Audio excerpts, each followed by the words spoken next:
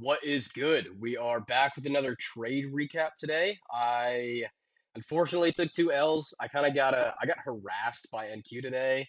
Um, it happens, you know. It was pretty frustrating watching that dump. I was bearish on the day. I took two losses going short. Um, but we'll get into it. I don't really have much to talk about getting into this recap. But we will go ahead and dive right in. So coming into today, the first thing that I noticed was this hourly gap and 4 hour gap that we left. This was post NVIDIA earnings, post FOMC minutes. We had a lot of momentum higher. I I was expecting a continued move higher today, but I wanted to see lower first, and I was fine with taking shorts because I like shorts more than longs, in all honesty. Even though my bias was bullish on the day, I kind of preferred shorts a little bit more, and I'll tell you why. Um, but as you can see, price was kind of trading in this 4 hour gap and this 1 hour gap coming into open. We did have 8:30 news today, which is where my bearish bias came from. You can see if we drop to the 15 minute, we had 8:30 news. It was this candle right here that I have annotated the data lows. This candle edged this hourly gap and then opened it. I actually don't know. I think we just opened high. We didn't really do anything. We edged this hourly gap and then just ripped higher, sweeping out all this overnight liquidity. So we had Asia and London highs get swept off of 8:30 news. So 8:30 edged the hourly gap, leaving it untapped. I untapped. We were already trading through it. But 8:30, this model would have been completed. So we had 8:30 expand higher. I was expecting a pullback coming into open. So had 8:30 expanded lower into this hourly gap, I would have only been looking for longs. But because we edged this gap right here and expanded higher, seeking out Asian London highs, I was bearish. I wanted to see price trade back into this hourly gap, take out data lows, and then continue higher up to I think it was Monday or Tuesday's high. Yeah, this high up here. This is where long term my eyes were. We obviously didn't get up there. Totally fine with me. Like I said, I was looking for short, so I didn't care if price got up there. I wanted to see price come lower and then go higher. Obviously, we didn't do that. We dumped 1,000 points today.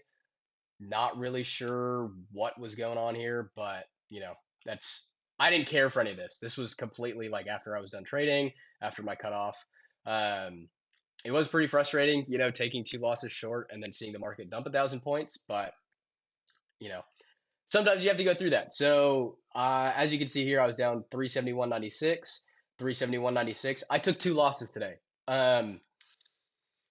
I don't normally trade twice in a day, but I had such high conviction in my draw, so I was fine with putting on the risk to take another snap short. I only risked half, so I risked the 250, my full 250, my 0.5% on the first trade. Second trade, I only risked $100. Ended up losing both. It is what it is. Um, but yeah, we'll go ahead and we'll get into the trades. So like I said, I wanted to see data lows get swept and then price tap into this hourly and then continue higher. Because we expanded higher, like I said, I was expecting a pullback. I didn't expect us to like rip higher and then just continue higher all day. I thought we were going to come back down lower, sweep out these data lows, maybe accumulate an hourly, and then go seek out buy side up here. Coming into open, I actually traded pretty early today. I just felt I genuinely, and I don't know if I was too married to my bias. I don't know, I don't know if this is something I need to journal, but I was so glued on these data lows. Um, so when we came into open and kind of just putzed around for a few minutes, this was the first presented gap. Coming in over, we had a lot of volume higher. At this point in time, we had left this buy side up here, and then ES was seeking out highs. ES was already taking out highs. We had SMT right here. So we lead the first presented gap. We have SMT. ES is taking out these highs. We come lower, inversing the first presented gap. I know this doesn't look like we inversed it. On NQ, we did. I don't chart on MNQ. I chart on NQ. I just execute on MNQ.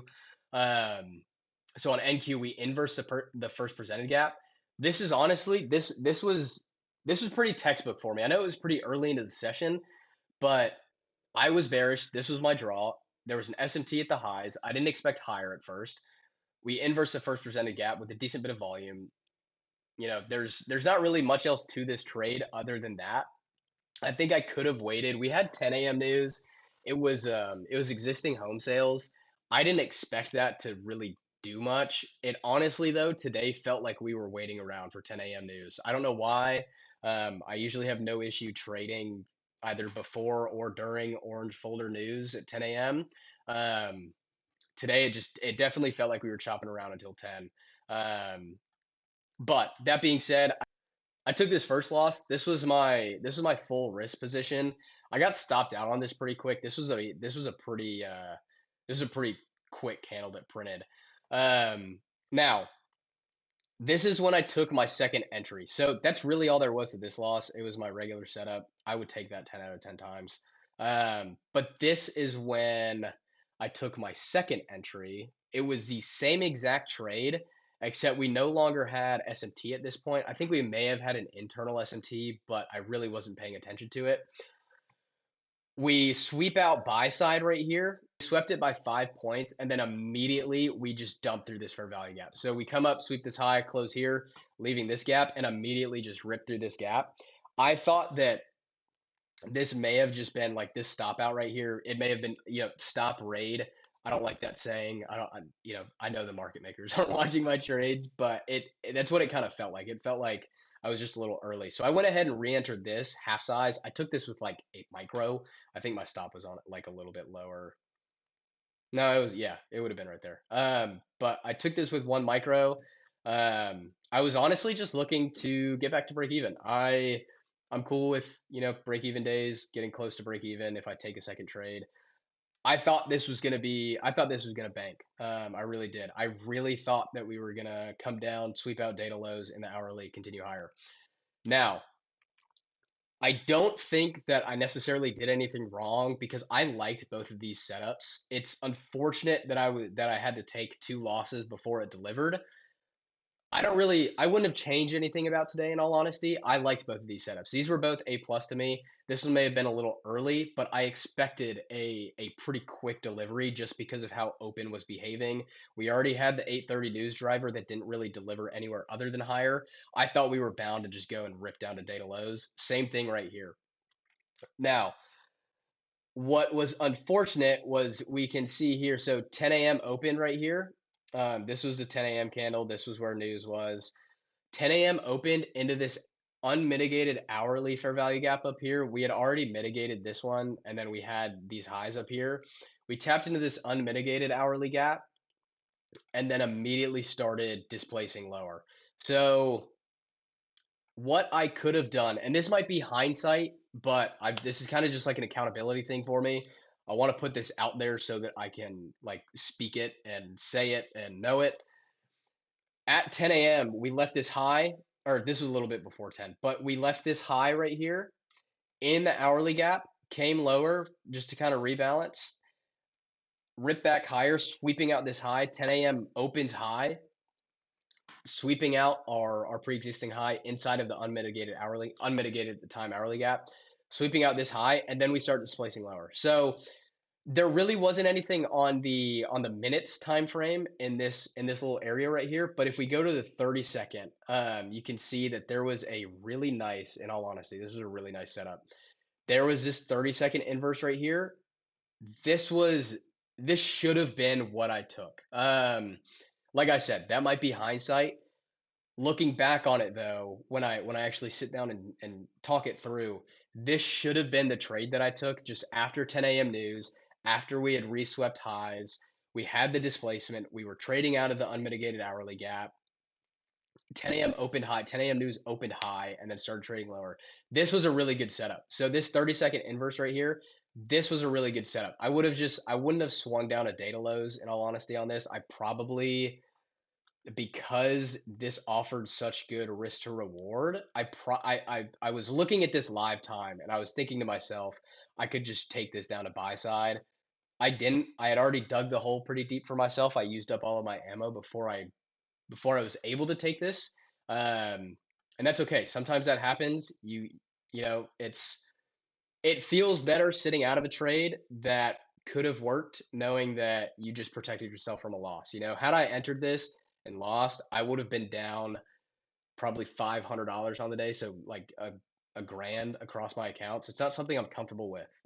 So I was cool with just sitting out of this. This trade though, this was a good setup. This should have been what I took. I didn't take it, so there's no point in sitting on it. Um, but yeah, it was pretty unfortunate. I got chopped up in all this. I really thought we were going to expand down to data lows. We didn't do that. So after watching this, I was kind of just like, okay, whatever.